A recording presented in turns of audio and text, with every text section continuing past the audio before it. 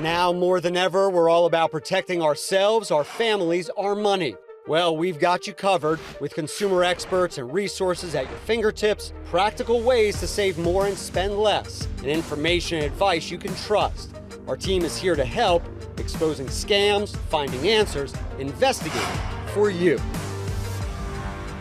And thanks for joining us. I'm Jason Stoogenke. A driver in Florida who got hit with a $12,000 car repair bill will no longer have to cover the cost. The man's insurance company reconsidered after our investigation made headlines around the world. Here's Jeff Deal in Orlando. Well, he believed he would have to shell out $12,000 himself for this car that's just a couple of years old. Now it appears he'll likely have to just pay a deductible of $250. The Hyundai Ioniq 5. It's instant torque, and it surprises a lot of people. How fast it goes. Michael McCormick loved almost everything about his 2023 model until traffic suddenly slowed on I-4 and he had to hit the brakes.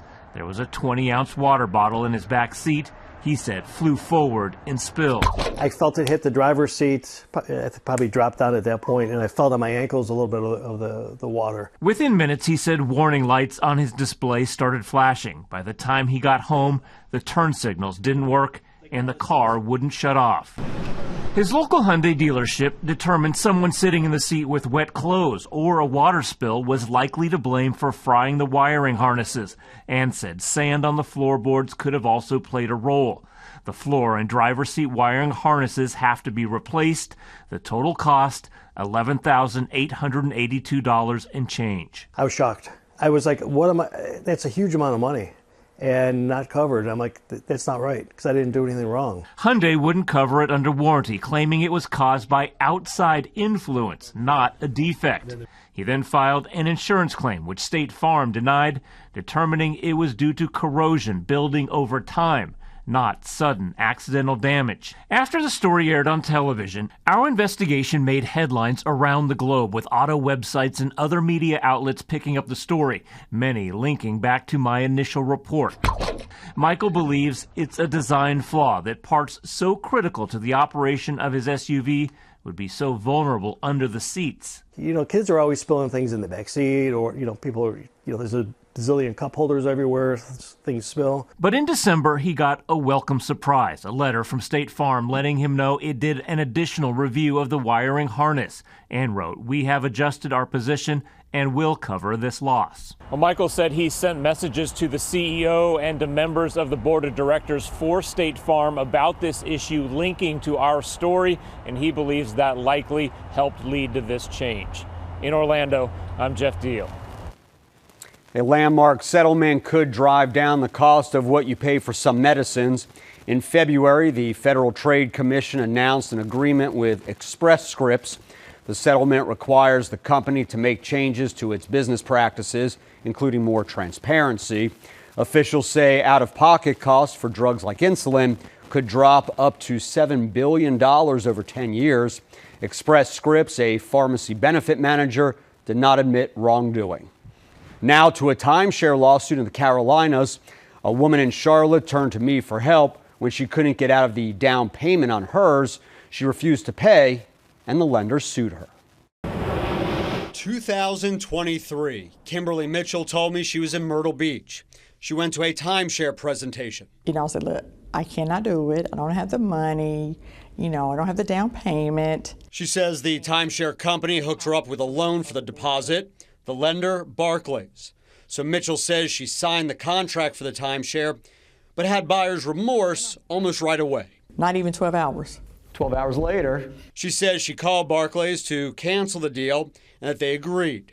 She says then she went back to the timeshare company in person and gave them this handwritten letter to cancel the contract, and that they said yes as well. She signed it, I signed it, and she said, okay. At this point, you had to be feeling pretty good, relieved, off the hook, no commitment. But Mitchell says about a month later, Barclays told her her first loan payment was due. I'm not expecting a bill, period. She says she went back and forth between the timeshare company and the lender for months, but couldn't get it resolved. She didn't pay and says a deputy showed up at her door to serve her papers. It was scary, it was intimidating, and it was embarrassing. That's right, Barclays had sued her. I feel like I was scammed, and I feel like I was misled. Mitchell emailed me. I emailed Barclays. The company responded the same day saying they wouldn't comment on pending litigation, but that they were passing along my email to the company president. And a few weeks later, look, the lender dropped the lawsuit, and Mitchell emailed me relieved. So know your rights. Many states let you back out of your timeshare contract if you do so quickly enough. Notify the timeshare company in writing. I suggest using certified mail. Some loyalty cards offer deep discounts on groceries and gas, but Washington state lawmakers say the discounts come at a price. A startling amount of your private information is also being harvested, bundled, and sold to people you don't know for millions of dollars. Gary Horker is in Seattle with how you're tracked and traced while being told it's all to save you money. Welcome, valued customer. When you scan that loyalty card or you punch in your phone number, Your card has been accepted. it feels great to get that deal. Your rewards of loyalty might even include customized coupons for the stuff you buy often. But it turns out to get that discount, you traded your valuable personal information, and that info funds an enormous, influential, and virtually invisible separate information industry. And it all starts the moment you walk in. They're making money off of our data, and we have absolutely no control over what they get and how they use it. Legendary consumer reporter Herb Weisbaum says in exchange for those discounts, what's really for sale is you. It all starts with what you buy, but loyalty programs also collect and sell profiles and estimations based on your searches, how much you spend, and even where you walk. Do you have the app on your phone? Are you a loyalty guy for the grocery store? I am, because the game we're playing here in America now is if you want the savings, you've got to be willing to give up your data. Herb says the info they're bundling and selling about you can be worth far more than that discount you're getting. I would argue they're getting a lot in return. They're making a lot of money off of us. And if you check, some of that data isn't even accurate. So they're marketing the data, selling it, and it's not even correct. That's just crazy. According to Consumer Reports, Kroger earned $527 million selling personal shopper information to data brokers in 2024. They could make $825 million selling shopper profiles next year. All that adds up to 35% of Kroger's total revenue. That same Consumer Reports investigation revealed some shopper profiles were loaded with errors. As soon as we downloaded the new Safeway and Albertsons apps, we were offered $5 off of anything, and digital coupons for almost everything else.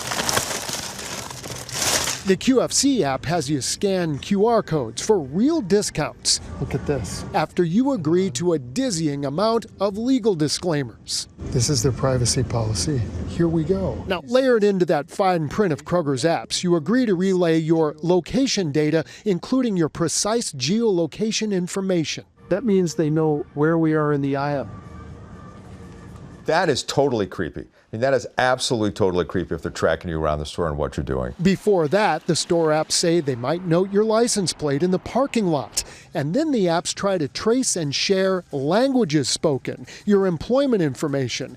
And as we noticed our movements were being recorded and tracked on store cameras, Do you see that? we recalled seeing this. We may collect or make inferences about ethnicity or race and biometric information such as facial recognition data. This is not okay. State Rep. Shelley Kloba authored Bill 1671, that's the People's Privacy Act, to give consumer rights over what info is collected and sold, and she's been trying to get the law passed for years. Why do we need this protection? There is a lack of transparency. Most people have no awareness that this data is being collected. They don't have an awareness of what gets done with it, and they certainly don't have an understanding of how it can be used to harm them. Kloba believes data brokers who buy your info can even target individuals with persuasive information to influence elections.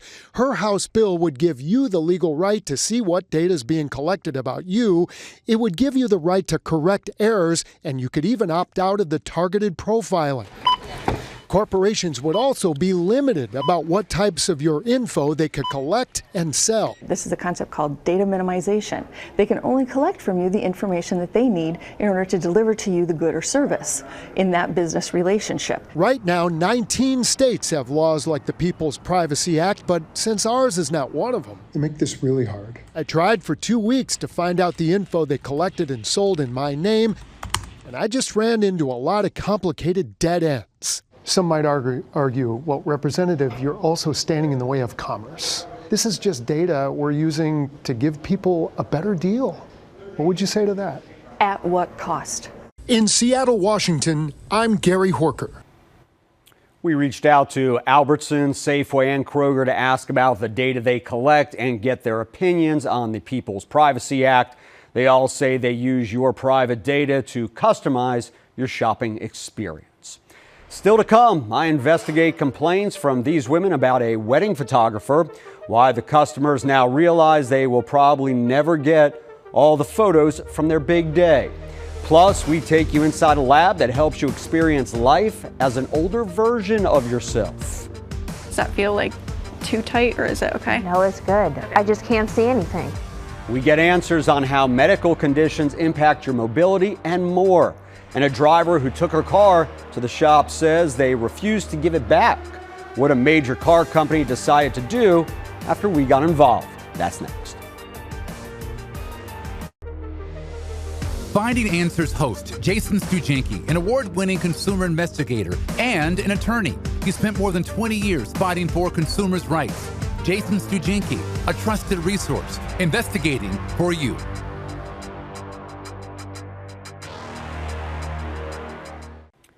A driver in Georgia turned to us after a major car company held her car for weeks because of a safety recall. Our Justin Gray investigated, and now the automaker is taking action.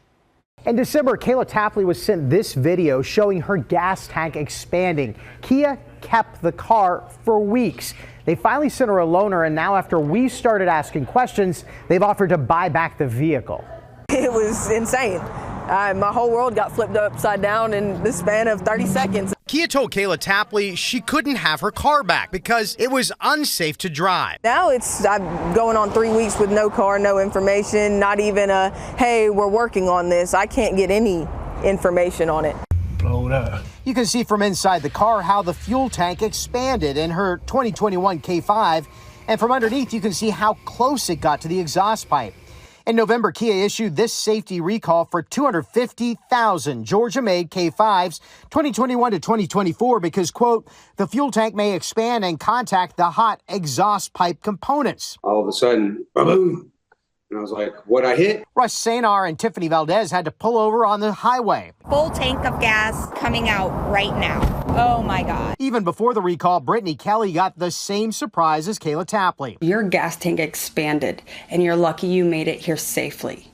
Your car is no longer safe to drive. Kayla Tapley's thankful to have avoided a problem on the road, but she went more than 3 weeks without a car or answers. That's been difficult. I don't have a car. I'm having to, hand coworkers cash here and there to get to work. I have no ride. We reached out to Kia in January. Kia finally provided Tapley with a loaner car, and now the automaker sent her this letter offering to buy back the car, paying off her loan, and also providing an additional $3,200 in reimbursement. You can always check for any open safety recalls on your vehicle by putting your VIN or your license plate number into the recall database at NHTSA. Reporting in Atlanta, I'm Justin Gray. Heads up, if you're traveling soon, the TSA is now enforcing a policy for travelers who don't have a real ID. Passengers will have to pay a $45 fee in order to use an alternate ID verification system. A real ID is one the DMV has specifically vetted. Other authorized forms of ID include a passport or DHS Trusted Traveler Card. In Massachusetts, we got a look at a research tool that simulates what your body might feel like when you're elderly. We sent our Rachel Keller to MIT's Age Lab. MIT researchers have found a way to help you glimpse into the future. They created a suit that helps you feel what it's like to be 80 years old. I got to try the suit out for myself. This is the Agnes suit. It stands for Age Gain Now Empathy System. The series of low-tech exercise equipment helps you experience life as an older version of yourself. The intention of the suit is really to help people to think about how can I, make these little changes. It can actually make it really much easier for people to navigate spaces. The MIT Age Lab let me try it on for myself, first putting on a weighted vest because you lose muscle as you age, then the navy jumpsuit and the Crocs. They're actually outfitted with that thick layer of foam at the bottom. Okay. That gets at some tactile sensation loss on the bottom of your feet, and then you'll also notice that there's some imbalance. I step into some bungee cords to give myself a limited range of motion, making it difficult to lift my arms up or grab something from a high shelf. Weights are placed on my ankles and my wrists to mirror more muscle loss. I started feeling a lot of pressure on the lower body. It's like, whoa, man, that's tough. Braces are put on my knees and elbows to mimic joint stiffness, along with weighted gloves that simulate arthritis. Unbuckling belt loops and buttons, tricky. This is that stiffness in the joints. The researchers even put a neck brace on me and goggles that simulate different eye conditions. Does that feel like too tight, or is it okay? No, it's good. Okay. I just can't see anything. As you can see, I walked much slower because of the instability and the weights. Sitting down in a chair was a challenge. I even tried to get in and out of a car. This took me a while. Inside, I noticed how difficult it was to turn my head around to back up or look over at the driver beside me. Sereno says you may initially feel uncomfortable putting on the suit, but that's not its goal. People maybe retire, and historically it could be retire at 65 and you have 10, 15-ish years ahead of you. Now we're looking at much longer periods of, that retirement kind of stage, that older life. The suit has a practical use in the real world too. MIT teamed up with CVS to help redesign some of their stores. Executives wore the suits during walkthroughs and made changes like adding larger entryways. The MIT Age Lab says that's the goal, making the world a more enjoyable place for older adults, whether it's stores or your own home. And being able to witness that aha moment is really, really powerful. I will tell you, this was eye-opening for me, enabling me to have even more compassion. The next day, I felt so sore. The Age Lab has a lot of other projects in the works, from holistic research, investing in health and planning for later life. In Boston, I'm Rachel Keller. When we come back, I investigate a wedding photographer accused of not delivering photos to her customers. These memories are ours forever. She has no use for these. They are worth nothing to her. The steps brides and grooms can take to protect their special day, next.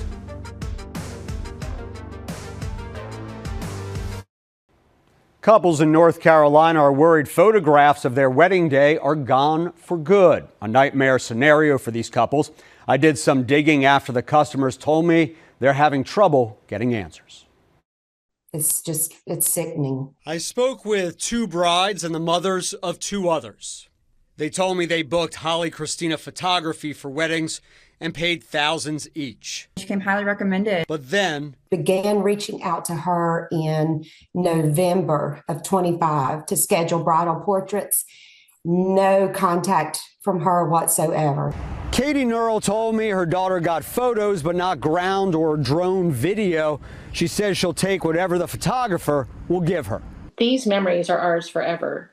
She has no use for these. They are worth nothing to her. Kelly Riddle took to social media and left a bad review. My messages just started pinging left and right of other brides that had experienced the same things. Some started keeping a spreadsheet of unhappy customers.